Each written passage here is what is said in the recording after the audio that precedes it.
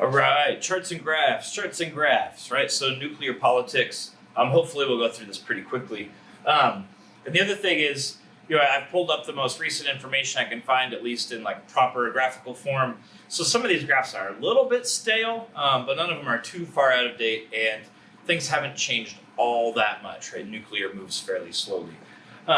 So who is in? That's the big question. Who's in the game for nuclear power? Well, we are, it turns out. And again, maybe you'll remember that we really lost a flavor for it following the 3 Mile Island accident.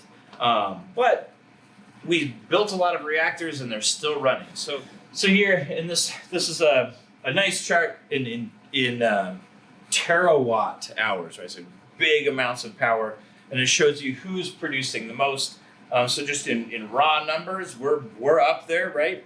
And you can see this trails off. We've got France, Russia, some of these other countries. One interesting thing to look at is there's a weird blip all the way out there. Japan, which has 2011 and produced quite a bit, but 2012 was way down. That's a result of the Fukushima, right? So if that would not have happened, Japan would have also been over here in this group of countries on the left. So we generate a lot of nuclear power, but as a slice of the American pie, nuclear is not huge. It's significant. It's definitely significant, but it's not like we're having the largest percentage of our power generated by nuclear. Most of our power is generated by coal, as you well know at this point. So the next, we're going to look at basically a really similar graph, but this is a bar chart or a histogram of countries and their nuclear use as a percentage of their overall use. And you can see here, this is really where we get to see who is in. And who is in? The answer is France is in. France generates about 80% of their power from nuclear power, which is astounding, right? They're really leading the way. Notable countries you can see, Poland, Denmark, Norway, Ireland, Portugal, Italy, Bosnia, and kind of down into Greece. Those countries are not using nuclear because, again, it has the most kind of established PR issue, right? People hate nuclear because it's scary. But another reason is that it's also fairly expensive, right? Building a new nuclear power plant is orders of magnitude more expensive than putting in a photovoltaic array or a new hydro plant, which we don't do all that often. So knowing what we know at this point, one of the biggest issues is perception, right? And so here, this is actually a really good image that lets us kind of see, this is 2017, so not very stale at all. This shows us what the world is up to and which countries are interested in nuclear, are running nuclear, are going to be running more nuclear. So you can see shown in blue, that's operating reactors and building new reactors. So we've got the US, we've got Brazil, the Soviet Union, China, India. Surprise, those are all places where we would expect, where we do have massive population growth.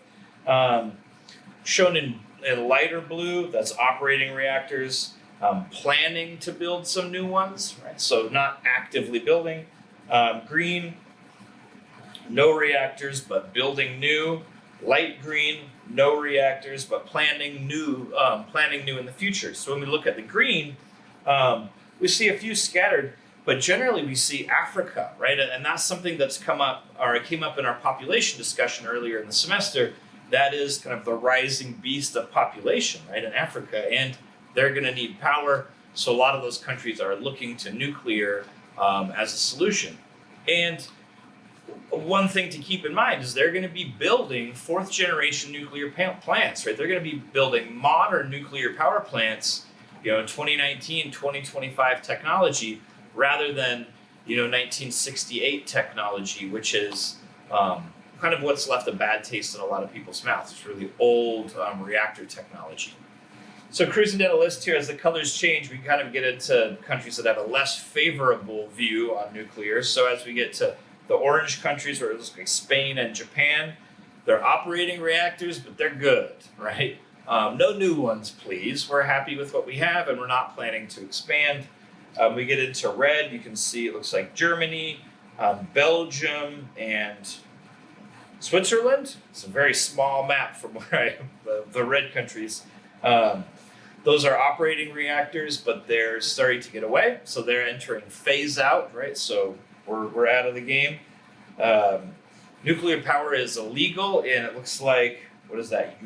Uruguay, right? In South America, and Italy, and let's see here, maybe Denmark and Austria, I think. Again, it's a very tiny map that I'm trying to narrate through the map here. So a few places actually have it outlawed, and then no reactors shown in the gray areas. Notably Australia, right? Of the first world countries, Australia is the only one that's not part of the game. All right, so that's gonna kind of wrap up our nuclear. Hopefully you understand now what nuclear is, why it's a really great solution, and why it's simultaneously a really bad and dangerous solution, right? That's, again, what I hope to give you guys is just an education, right? So you can form an opinion based now on facts, right? So I think nuclear is another example where there's not necessarily a clear-cut answer. It has benefits and drawbacks, right? And it's really up to you kind of internally and philosophically to make that balance between the two. Okay, so we are going to get into hydropower and potentially one other renewable resource as we get through the rest of the week. And I'll see you in another video. All right, bye.